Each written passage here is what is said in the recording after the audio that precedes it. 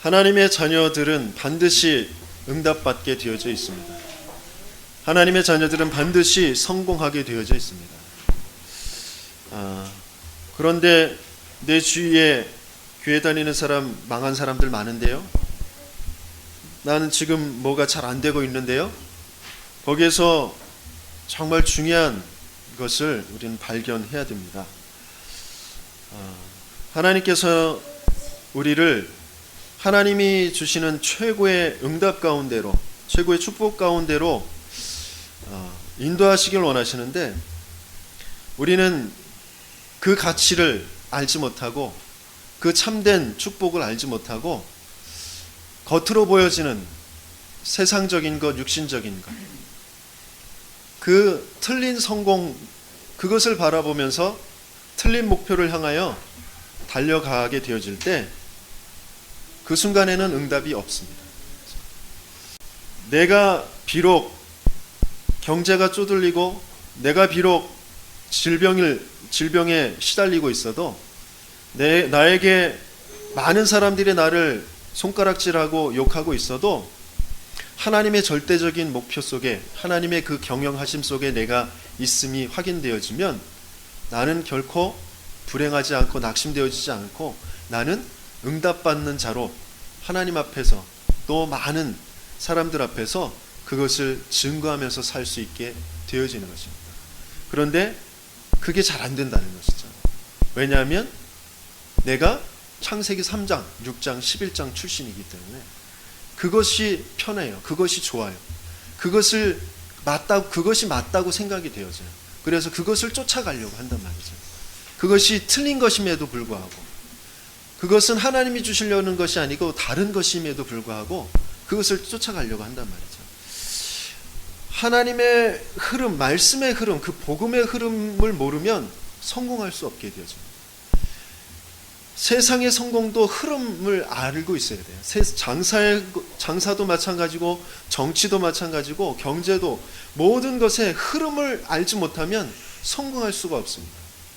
세상적인 성공도 그런 흐름을 알아야 되는데, 하물며 하나님께서 우리에게 이 시대에 무엇을 가지고 시대로 움직이시고 역사로 움직이고 또 응답을 주시는지 그 흐름을 알지 못하면 진짜 하나님이 주시려고 하는 그 참된 응답, 참된 성공을 받을 수가 없게 되어집니다.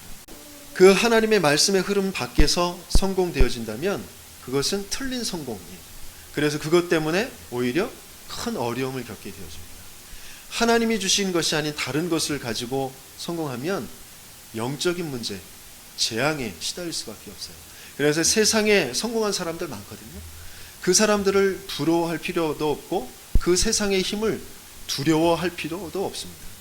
반드시 그것은 하나님 밖에 있는 것이기 때문에, 틀린 것이기 때문에, 다른 것이기 때문에 착각할 필요가 없습니다. 그것은 반드시 재앙이 올 수밖에 없는 것이고 무너질 수밖에 없는 것입니다. 그것은 영원히 있는 것이 아니라 없어져 버릴 것이란 말이죠. 그런데 하나님은 저와 여러분들에게 영원히 있을 것을, 또 지금 최고의 응답이라는 것을 가지고 우리를 인도해 가시길 원하셔요. 그래서 그것을 응답으로 받길 원하신단 말이죠. 그래서 그것을 받으려면 말씀의 인도를 받아야 돼요. 말씀의 인도를 받지 않으면 제대로 기도할 수도 없고, 또 그래서 제대로 진짜 응답, 그 기도 응답을 받을 수도 없다라는 거죠. 말씀을 알지 못하면 사실상 기도할 수 있는 힘이 없습니다. 뭔가 달라고, 이거 주세요, 이거 주세요, 이거 필요해요 라고 하는 그것은 할 수 있어요. 그것은 참된 기도가 아니란 말이죠. 그것이 있어야 될 이유가 참된 기도예요. 건강이 있어야 될 이유, 돈이 있어야 될 이유, 내 자녀가 어떤 자리에 진출해야 될 그 이유, 그게 참된 기도의 제목이란 말이에요. 근데 그거 없이 그냥 편안하게 살게 하기 위해서, 그것이 더 좋은 것이기 때문에, 그것이 가치이기 때문에 그거 주세요 하는 것은 참된 기도가 아니고 거기엔 참된 진짜 응답이 있을 수 없다라는 것이죠. 하나님은 우리에게 진짜 것을 주시길 원하십니다. 하나님은 저 귀신의 세력들과 같이 않으셔요. 저 우상들과 같지 않아요. 순간적으로 좋은 것을 주면서 영원한 멸망 속으로 끌고 가는 그 사단의 세력과 같은 분이 아니란 말이죠. 부적 붙이고 점수라고 또 굿하고 뭔가 우상에 대고 절하고 그럴 땐 순간적으로 응답이 있단 말이에요. 하지만 영원한 멸망 속으로 끌고 가는 것이라. 하나님은 우리에게 참된 것을 주시길 원하세요. 정말 필요하고 절대적인 것, 영원한 것을 우리에게 주시길 원하신단 말이에요. 그래서 하나님께서 우리에게 뭐라고 말씀하셨냐면 누가복음 11장 13절에 너희가 악할지라도 자식들에게 좋은 것을 줄 줄 알거든 하물며 하늘 아버지께서 우리에게 무엇을 주시지 않겠느냐고요? 성령을 주시지 않겠느냐. 하나님은 하나님 자신을, 하나님 속에 있는 것을 우리에게 주시길 원하신단 말이죠. 그런데 우리는 그것을 바라지 않아요. 그냥 겉으로 보여지는 내가 지금 당장 필요한 그 돈 달라고 해. 내 건강 달라고 해. 그것이 얼마나 가치 있는 것인지, 얼마나 오래 갈 것인지 알지 못하고 그냥 지금 당장 죽겠으니까 그거 달라고 한단 말이에요. 그게 왜 없는지, 그것을 왜 하나님이 허락하시지 않는지 그 이유는 나와 상관이 없어요. 말씀의 인도를 받는다라는 것은 그 이유를 찾는 것이에요. 그 이유를 붙잡는 것이에요. 그러면 하나님의 그 중심 속에 있는 하나님이 우리에게 주시려고 하시는 그 성령을 받게 되어져요. 그러면 모든 것을 알게 되어집니다. 모든 것을 받게 되어져요. 기도한다라는 것은 눈에 보이지 않는 엄청난 일들이 일어나는 것입니다. 기도한다라는 것은 이 앉은 자리에서 세계를 움직일 수 있는 그런 어마어마한 그런 능력을 가지고 있어요. 기도한다라는 것은 눈에 보이지 않는 세계가 움직이는 그런 역사들입니다. 그런데 우리는 그런 참된 기도가 되어지지 않는단 말이죠. 왜? 말씀의 흐름에 있지 못하기 때문에. 말씀의 인도, 말씀의 이유, 말씀의 그 내용이 내게 지금 없기 때문에 기도가 안 되어지는 거죠. 그래서 말씀의 인도를 받는, 말씀의 흐름 속에 들어가는 저와 여러분들이 되게 열심히 축원합니다. 그것이 하나님의 경영 속으로 들어가자라는 것이에요. 많은 사람들이, 모든 사람들이 다 갈등이 있어요. 갈등 없는 사람들은 없습니다. 왜냐하면 우리는 육신을 가지고 있고 보여지는 세상 속에 지금 살아가고 있기 때문에 많은 사람들과의 또 관계가 있기 때문에 갈등이 없을 수는 없습니다. 하지만 그 갈등을 그냥 갈등 문제로, 어려움으로 겪을 것이냐, 아니면 그 속에 있는 중요한 계획을 붙잡고 응답을 붙잡고 그것을 발판 삼아 나아갈 것이냐, 여기에는 많은 차이가 있단 말이죠. 그렇게 갈등의 상황에서 우리가 말씀의 인도를 받고 기도할 수 있을 때 참된 응답과 그 열매를 받을 수 있게 되어진다는 것이죠. 그리고 그 갈등의 상대자도, 대상자들도, 그 갈등의 어떤 현장도 살릴 수 있는 자가 되어진다는 것입니다. 그런 응답을 받는 저와 여러분들이 되어지게 됐으면 축원합니다. 그렇게 하나님은 저와 여러분들을 부르셨어요. 그 갈등이 있는 가문에, 갈등이 있는 그 업의 현장에, 그 갈등이 있는 관계에 하나님은 우리를 부르셔서 거기에 화목제가 되게 하시겠다고 하셨어요. 우리를 통하여서 그것이 하늘과 하나님과 통하게 되어지는 그런 자들로 우리를 부르셨고 그렇게 파송하셨다라고 하셨어요. 그래서 우리가 그걸 그럼 어떻게 하면 됩니까? 말씀드렸듯이 말씀의 인도를 받고 말씀의 흐름 속에서 바른 기도만 할 수 있으면 그런 응답은 당연히 오게 되어지는 것입니다. 그리고 그것이 말을 바꾸면 전도라는 것이 되어집니다. 그런 전도의 열매는 기도하는 자들에게 따라오게 되어지는 것입니다. 내가 막 누구에게 전도해야지, 그게 아니라 내가 참된 기도 응답을 받고 누리고 있으면, 기도라는 것이 무엇인지 그것을 누리고 있으면 전도는 되어지게 되어져 있는 거죠. 왜냐하면 그 모든 것의 주체가, 주인이 그리스도이시기 때문에 그렇습니다. 그리스도는 어떤 분이죠? 지상의 어떤 영웅도 자신의 일 하나님이라고 주장한 사람은 아무도 없어요. 지상의 어떤 영웅도 그 사람이 태어나고 죽고 그 사람의 모든 행적이 예언되어진 사람이 없단 말이에요. 물론 이단이나 정신병자 중에는 내가 예수다, 내가 하나님의 아들이다, 그런 사람들이 있었어요. 하지만 그 사람들 다 지금 무덤 속에 있어요. 그죠? 또 지금 그러고 있는 사람 조금 있으면 무덤 속에 들어갈 것입니다. 저 장길자 어머니 하나님, 그 사람들에게도 물어보세요. 안상홍 하나님이라고 했던 그분도 돌아가셨는데 장길자 그 어머니 하나님도 돌아가시겠죠? 한번 물어보세요. 그럼 뭐라고 대답하는지. 지금 살아서 역사하시는 그 그리스도, 그분은 딱 한 분, 예수님밖에 없어요. 예수님이 그리스도이시기 때문에 우리가 예수 그 그리스도의 이름을 붙잡고 기도할 때 바로 부활의 역사가, 그 구원의 역사가 일어나게 되어지는 것입니다. 그분은 지금도 성령으로 살아계셔서 모든 성도와 교회를 다스리고 계십니다. 지난주에 우리가 함께 말씀을 살펴봤죠. 성도 개개인을 다스리고 계시고요, 교회를 지금 다스리고 계십니다. 그리고 세계 복음화, 세계의 모든 만민의 구원받을 구원받을 자들을 그리스도께서 구원의 역사를 지금도 일으키시고 계시다라는 것입니다.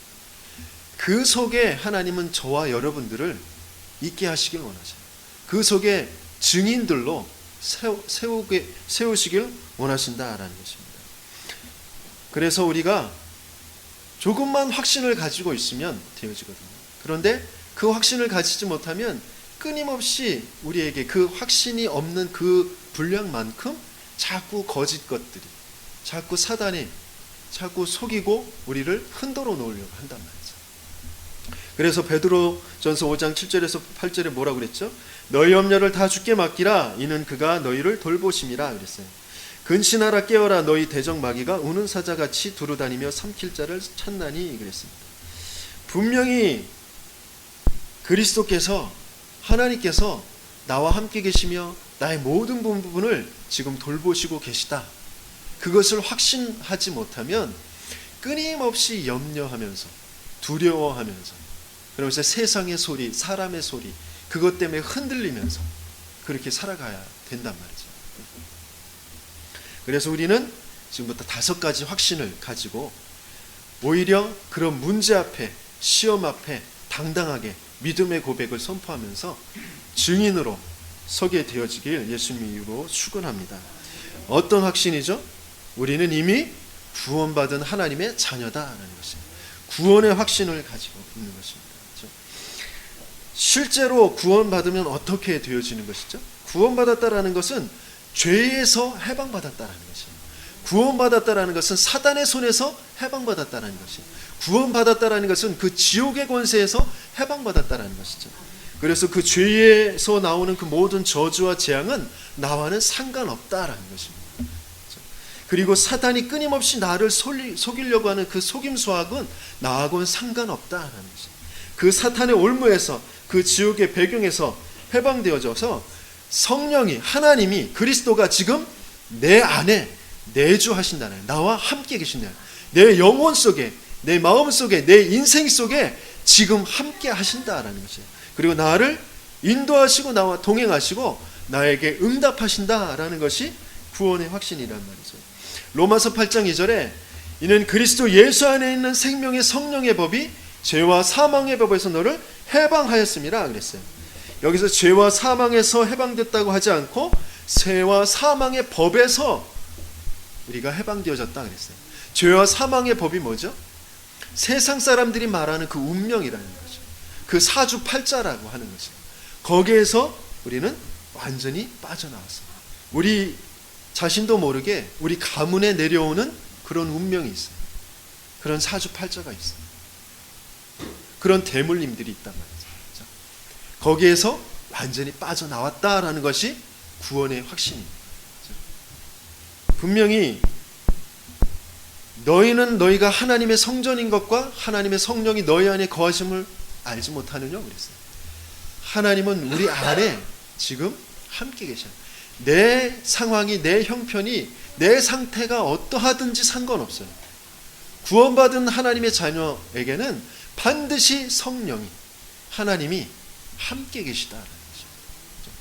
성령께서 우리 속에 내주하시고 그 증거를 가지시고 지금 계십니다. 그래서 하나님의 증거는 더욱 크도다 그랬어요. 우리는 자꾸 사람의 증거를 찾으려고 하거든요. 그런데 우리가 찾아야 될 증거는 하나님께서 우리에게 주시는 그 증거를 찾으셔야 돼요. 육신적으로 내가 구원받았다면 내가 교회 다니는데 이런 증거가 있어야 되지 않겠느냐. 또 주위의 친구들이, 주위의 사람들이 넌 교회 다닌다면서 그러냐? 그런 말을 들을 때 정말 그러네 그러면서 낙심이 되어지시면 안 돼요. 먼저는 우리는 하나님이 주시는 더욱 큰 완전한 영원한 그 증거를 붙잡으셔야 돼요. 사람들이 말하는 그런 육신적인 증거, 돈의 증거, 건강의 증거, 사랑 관계의 증거, 출세의 증거, 그것이 하나님 만난 구원받은 증거가 아니란 말이에요. 세상에는 하나님 없이 최고의 성공된 왕도 있고 대통령도 있고 재벌들도 있어요. 그게 구원받은 증거가 아니란 말이에요. 그들은 그것 가지고 영원히 멸망받을 수밖에 없는 그런 상황이 있단 말이에요. 그런데 우리는 그것이 없지만, 은과 금은 내게 없지만 하나님 없이 무너져버린, 창세기 3장에 무너져버린 그 인생을 살릴 수 있는 내게 있는 것 네게 주노니 나사렛 예수의 이름으로 일어나 걸으라. 그 이름의 증거를 나는 가지고 있다라는 거지. 그 하나님의 증거를 찾으셔야 돼요. 하나님께서 여러분들에게 주시는 더욱 큰, 사람이 줄 수 없고 사람이 알 수 없는 더욱 큰 그 증거를 여러분들이 찾고 그것을 확신하셔야 된단 말이죠. 그렇게 되어질 때 요한복음 14장 26절에 우리에게 그 그리스도께서 하신 말씀이 깨달아지고 기억나게 하시고, 27절에 세상이 알 수 없고 줄 수 없는 그리스도의 그 평안을 우리에게 주신다라고 약속하셨습니다.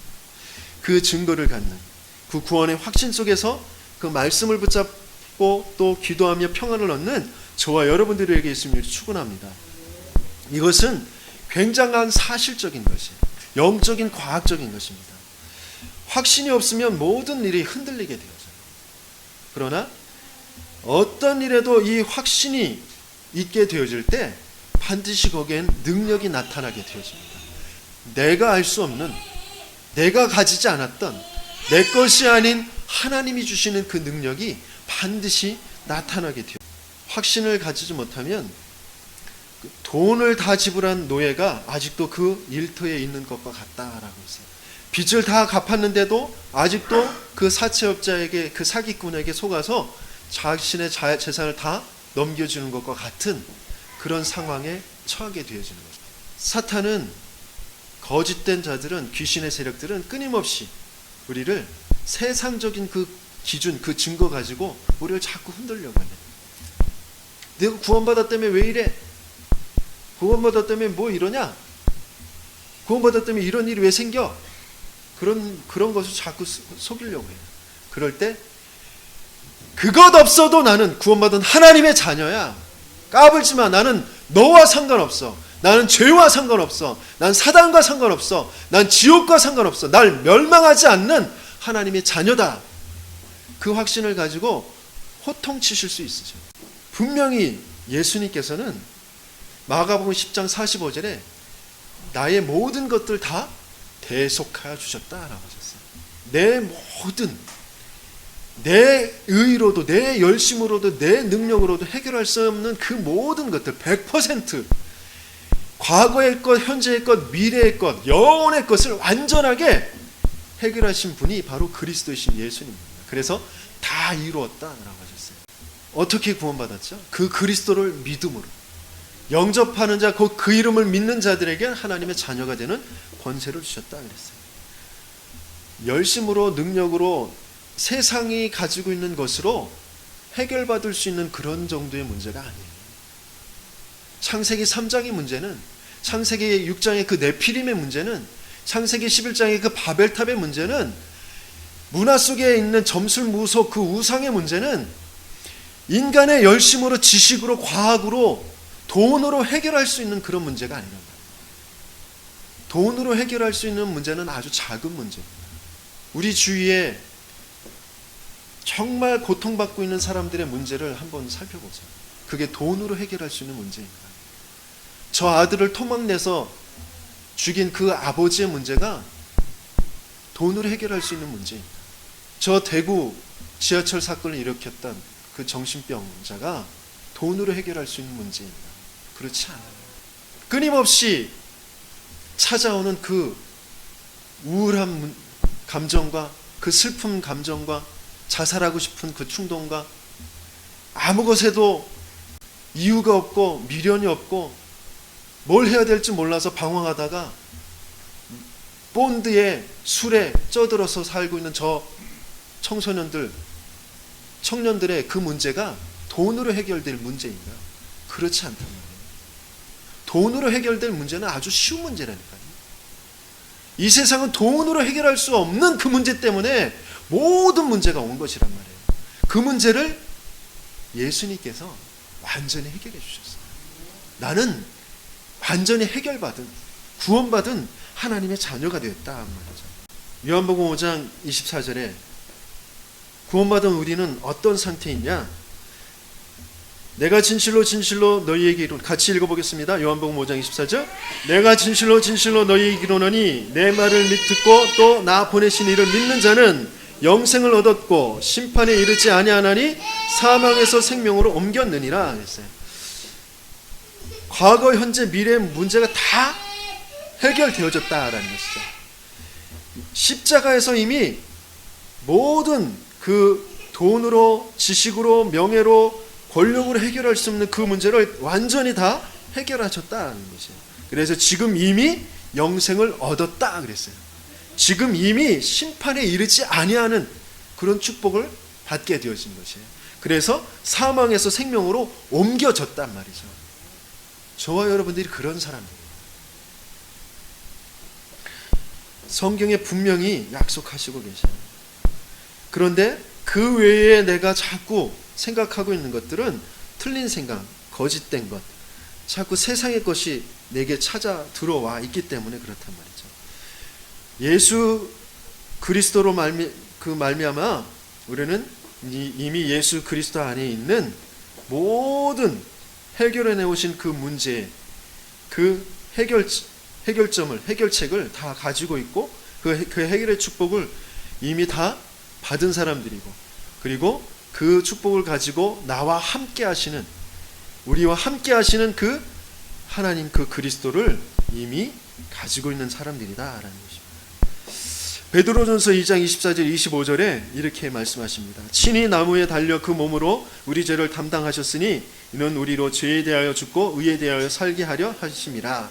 그가 채찍에 맞음으로 너희는 나음을 얻었나니 너희가 전에는 양과 같이 길을 잃었더니 이제는 너희 영혼의 목자와 감독 되신 이에게 돌아왔느니라 그랬어요. 이미 우리는 우리의 영혼의 목자와 감독 되신 이에게 돌아온 줄 믿습니다. 그렇죠? 우리는 구원받아서 이미 옛사람은 죽어버리고 의에 대한 새 사람으로 살고 있는 줄 믿습니다.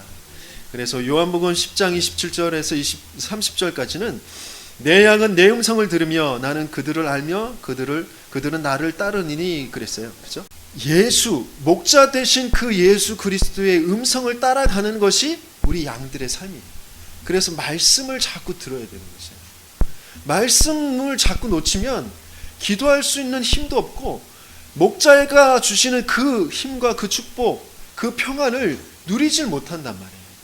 그러니까 날마다 맨 똑같은 삶이에요. 열심히 노력한 것 같은데, 열심히 산 것 같은데 맨 허덕이는 삶을 계속해서 살아간단 말이에요. 말씀의 흐름 속에 들어가시는, 목자의 음성을 들으시는 저와 여러분들 되게 있으면 축원합니다. 저와 여러분들에게 이 구원받은 하나님의 자녀의 그 증거가 있으신가요? 말씀드렸죠? 증거를 내놓아라 그러면 육신적인 걸 자꾸 생각한단 말이에요. 그렇지 않습니다. 먼저는 하나님이 주시는 더 큰 영적인 것을 먼저 붙잡으십니다. 요한일서 5장 11절 12절에 이렇게 말씀하죠. 또 증거는 이것이니 하나님이 우리에게 영생을 주신 것과 이 생명이 그의 아들 안에 있는 그것이니라. 아들이 있는 자에게는 생명이 있고 하나님이 아들이 없는 자는 생명이 없느니라. 예수가 그리스도 되심을 믿는 저와 여러분들은 구원받은 하나님의 자녀인 것입니다. 내가 예수가 그리스도 되심을 믿습니다. 내가 믿은 것이 아니라 나에게 그 믿음을 주신 것입니다. 그게 증거입니다. 그것이 최고의 증거이고 완전한 증거이고 영원한 증거예요. 그 증거를 내가 누릴 때 육신적인 증거들은 그 안에서 따라오게 되어져 있는 것입니다. 두 번째 우리가 가져야 될 확신은 바로 동행의 확신이에요. 우리는 확신만 가지면 안 되고 체험을 하셔야 돼요. 구원에 대한 것도 체험을 가지고 또 동행에 대한 것도 체험을 가지고 확신하게 되어질 때 모든 부분들이 이제 달라지게 되어져요. 분명히 예수님께서는 우리와 함께 동행하고 계신데 많은 신자들이 그것을 믿지 않아요. 저도 순간순간 그것을 자꾸 놓쳐버립니다. 그런 이야기 있잖아요. 어떤 사람이 이제 주님의 품에 안겼을 때 그동안 네가 걸어왔던 길을 보여줄게 그러면서 그 사람이 걸어온 그 발자국, 모래사장의 이제 발자국들, 산 위에 있는 그런 발자국들 이런 것들을 보여주셨어요. 근데 항상 발자국이 두 개였어요. 이 하나는 제 발자국인데 하나는 누구의 발자국입니까?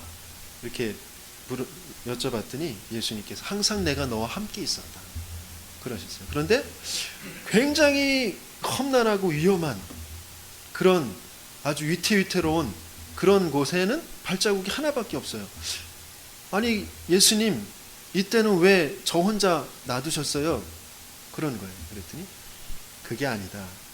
내가 너를 안고 업고 갔기 때문에 하나밖에 발자국이 없는 것이다. 그렇게 말씀하셨다고 하잖아요. 그렇습니다. 우리는 때때로 자꾸 착각해요. 나 혼자 있는 것 같게, 버려져 있는 것 같아.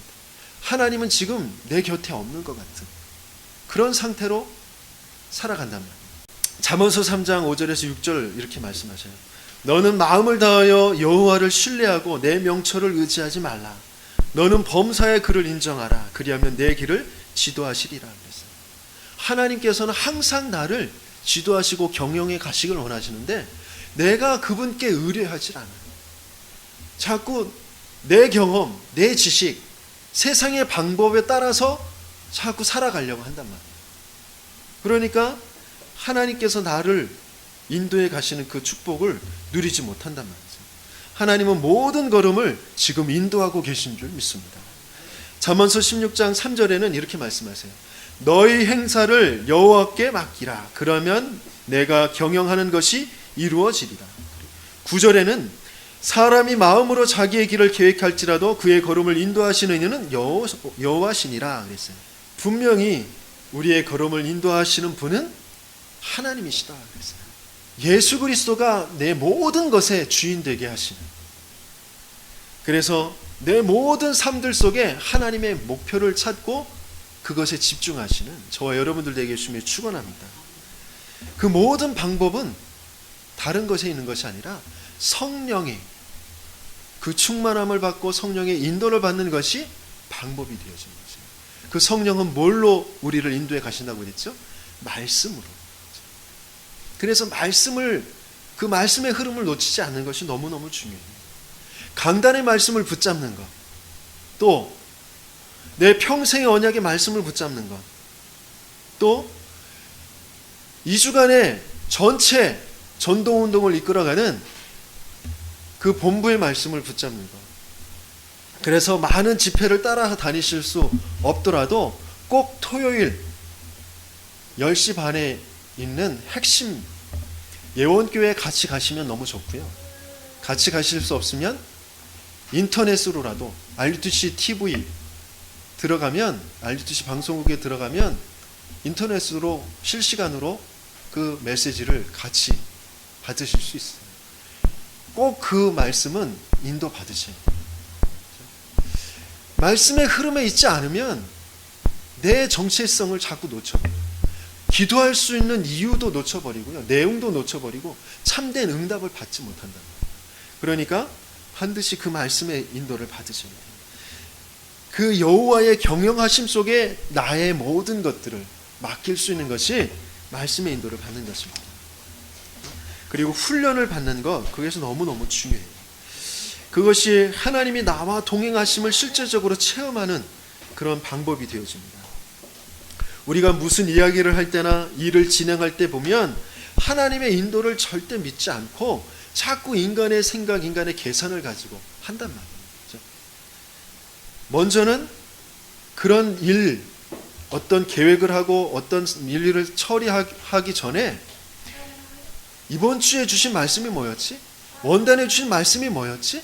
그것을 먼저 생각해 보시는 거죠. 하나님이 그러면 이 일에 대한 그 계획이 무엇일까? 하나님께 질문해 보고 그 일에 대해서 인도를 받는 것입니다. 그러면 많은 것들이 선택이 판단이 완전히 달라지게 되어지죠. 또 똑같은 것을 선택하더라도 그것은 내 선택이 아니라 말씀의 흐름 속에서, 말씀의 인도 속에서 선택한 것이기 때문에 하나님의 경영하심 속에 들어가게 되어지는 것입니다. 그래서 내가 책임지는 것이 아니라 하나님께서 책임져 가시는 그런 응답을 받게 되어질 줄 믿습니다. 대구에 이례적으로 그 한인 교회를 담임하고 계신 그 외국인 목사님이 계셔요. 그 윌리엄 파크라는 그런 목사님인데, 그분이 하신 말씀 중에 기도응답을 받지 못하는 4가지 큰 이유가 뭐냐라고 할 때, 첫 번째 증오, 두 번째 두려움, 세 번째 열등감, 네 번째 죄의식, 이렇게 표현했어요. 그러니까 마음속에 뭔가 미움, 시기, 그러면서 두려움, 이런 것들을 가지고 있을 때, 또 다른 사람과 비교하고 열등감, 이런 것을 가지고 있을 때 기도응답을 받지 못한다는 것이죠. 또 죄의식을 가지고 있을 때, 그런 것은 그 이유가 무엇이죠? 온전히 지금 하나님이 나를 구원하셨다라는 것, 지금 나와 동행하신다라는 것이 인정되어지지 않는다라는 것이죠. 그런 마음 자체가 있다라는 것이죠. 분노가 있고 미움이 있고 시기가 있고 열등감이라는 것이 있다라는 것은 특별한 절대적인 계획 가운데, 하나님의 목표 가운데 하나님이 나를 부르셨고 지금 나와 함께 계시다라는 게 믿어지지 않는다라는 것이죠. 그렇기 때문에 기도응답을 받지 못한다라는 것입니다. 하나님은 지금 우리와 함께 계십니다. 우리를 지금 다스리고 계십니다. 무엇으로 다스리시죠? 지난주에 함께 나누었던 말씀 다시 한번 붙잡는데요, 말씀으로 교회를 다스리시는 그 그리스도십니다. 계시록 2장 1절부터 우리 쭉 한번 같이 읽어보도록 하겠습니다. 에베소 교회의 사자에게 편지하라. 오른손에 있는 7뼈를 붙잡고 7 금초대 사이를 거느시는 이가 이르시되, 그랬어요. 주의 종을 통하여서 교회를 진리 가운데로 인도하시는 그 그리스도를 말씀하시고 계셔요. 계시록 2장 8절, 서머나 교회의 사자에게 편지하라. 처음이며 마지막이요 죽었다가 살아나신 이가 이르시되, 그랬어요. 부활의 주, 생명의 주 되신 그리스도께서 동행하시고 다스리고 계신다라는 것입니다. 계시록 2장 12절, 버가모 교회의 사자에게 편지하라. 저 위에 날선검을 가지신 이가 이르시되, 말씀으로 세밀하게 역사하시는 그 그리스도가 우리와 동행하시고 다스리고 계시다라는 것이죠. 계시록 2장 18절, 두아디라 교회의 사자에게 편지하라. 그 눈이 불꽃 같고 그 발이 빛난 주석과 같은 하나님의 아들이 이르시되, 심판하시는 그리스도로 지금 우리와 동행하시고 다스리고 계시다는 것입니다. 계시록 3장 1절, 사대 교회의 사자에게 편지하라. 하나님의 7 영과 7 뼈를 가지신 이가 이르시되, 내가 내 행위를 아노니 내가 살았다 하는 이름은 가졌으나 죽은 자로다. 세밀하게 아시고 감찰하시는 그 그리스도시다 라는 것이죠. 계시록 3장 7절, 빌라델비아 교회의 사자에게 편지하라. 거룩하고 진실하사 다윗의 열쇠를 가지신 이, 곧 열면 닫을 사람이 없고 닫으면 열 사람이 없는 그가 이르시되, 구원의 문, 응답의 문 되시는 그 그리스도 말씀하시고 계십니다. 계시록 3장 14절, 라오디게아 교회의 사자에게 편지하라. 아멘이시오 충성되고 참된 증인이시오 하나님의 창조의 근본이시니가 이르시되, 믿음의 근원이요 창조주 되신 그 그리스도를 말씀하시고 계세요.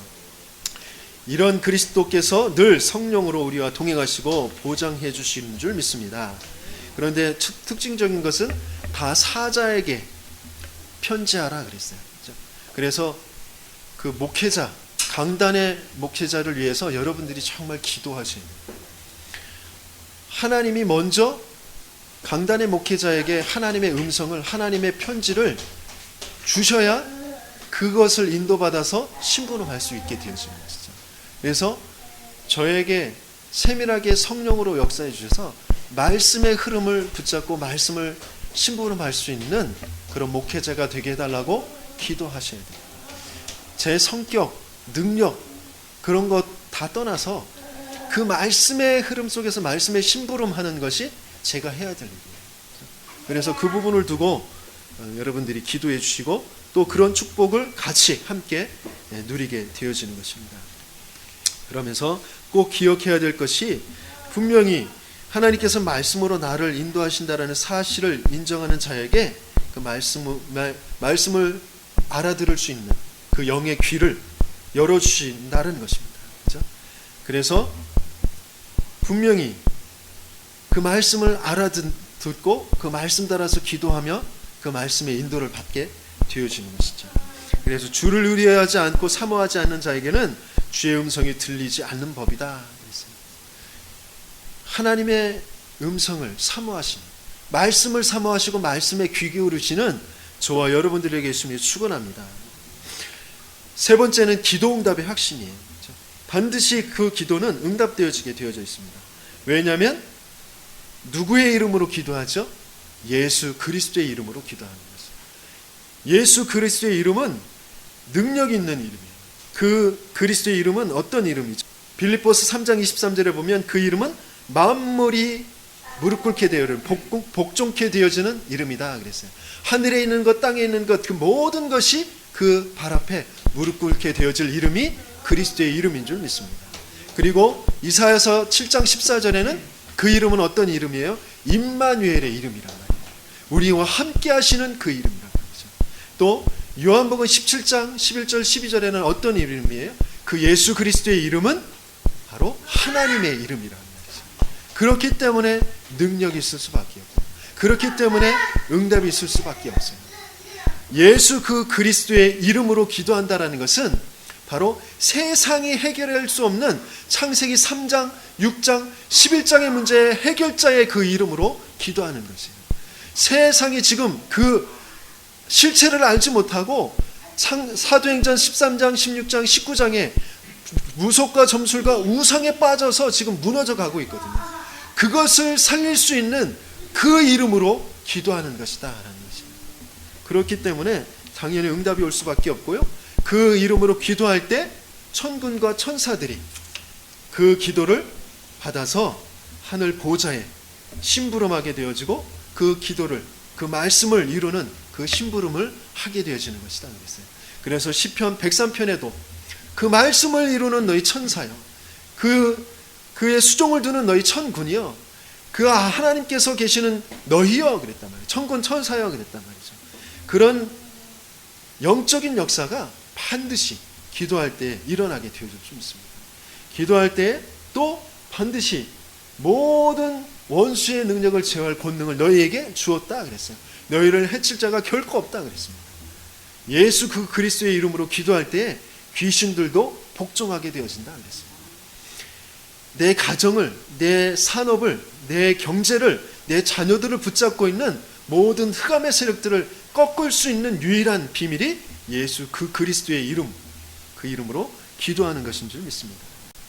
예레미야서 33장에는 뭐라고 말씀하셨죠? 같이 읽습니다.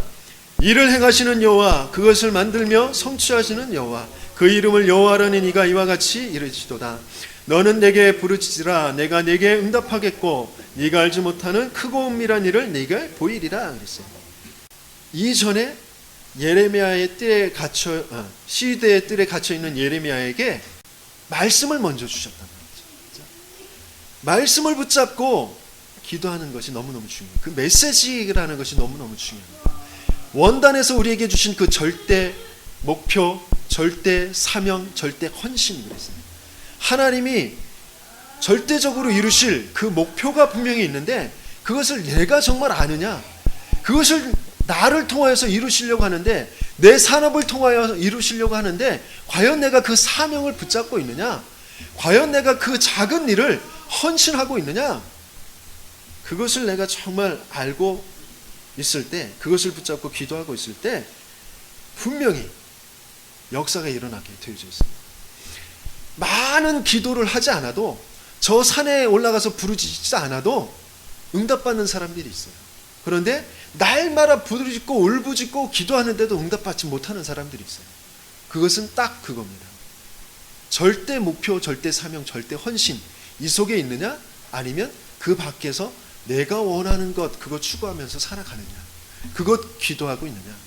진짜 기도는 내 안에서 그 말씀이 흘러가는 거예요. 하나님의 뜻과 계획이 분명히 흘러가는 것이 진짜 기도입니다. 그래서 그 틀림없이 그 기도는 응답되어지게 되어져 있습니다. 내가 언약을 붙잡고 기도한 그 기도는 하나도 허투루 하나님께서는 흘려버리시는 것이 없어요. 반드시 시간표에 따라 그 응답은 오게 되어질 줄 믿습니다. 그러면서 네 번째, 우리는 사죄의 확신. 그렇죠? 우리의 모든 죄를 하나도 기억하시지 않고 완전히 도말하셨고 깨끗하게 하셨고 완전히 우리를 구원하신 줄 믿습니다. 그렇죠? 그리고 또 다섯 번째 확신은 승리의 확신입니다. 그렇죠? 승리의 확신. 성도에게도, 그리스도를 아는 자, 복음을 가진 자에게도 어려움은 옵니다. 그렇죠? 어려움이 아주 안 오는 것이 아니에요. 하지만 그 어려움이 올 때에 반드시 고백할 것이 무엇이냐면, 이 뒤에는 하나님의 놀라운 기적이, 하나님의 놀라운 축복의 계획이 숨겨져 있다. 이것을 믿음으로 고백하셔야 됩니다. 그리고 그것을 찾으셔야 되는 것입니다. 그 증거를 가지고 주위의 사람들을, 그 문제 가운데에 죽어가고 있는 사람들을 살려내시는 것이 하나님의 축복의 계획인 줄 믿습니다. 그렇죠? 그래서 분명히 지금까지 많은 환난을, 어려움을 당한 그런 신자들, 크리스찬들이 한 번도 멸망을 당한 사람이 없어요. 실패한 적이 없습니다.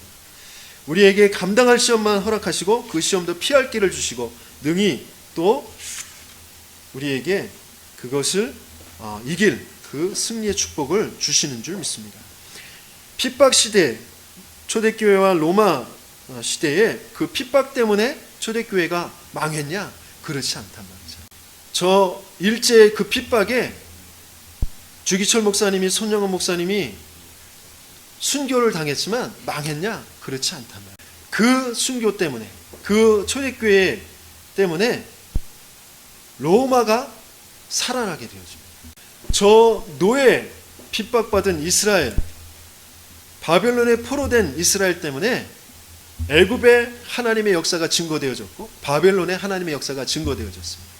마찬가지로 저와 여러분들에겐 시험과 문제가 고난이 아니고 실패가 아니고 오히려 더 큰 하나님의 축복의 계획인 줄 믿습니다. 그렇죠? 하나님은 우리에게 시험을 통하여서 우리의 믿음을 자라게 하시려는 것이 아니라 오히려 시험, 그 문제, 그것을 통하여서 더 큰 하나님의 복음을 설명하시고 체험케 하시는 것이 하나님의 목적인 줄 믿습니다. 그래서 우리 다섯 가지의 확신을 가지고 이제 현장에서, 내가 있는 곳에서 정말 말씀의 흐름을 붙잡고 응답을 받으시면서 다섯 가지를 체험하시고 확신하시고 그 증거를 가지고 그 현장을 살려내는 저와 여러분들이 되길 예수님 이름으로 축원합니다.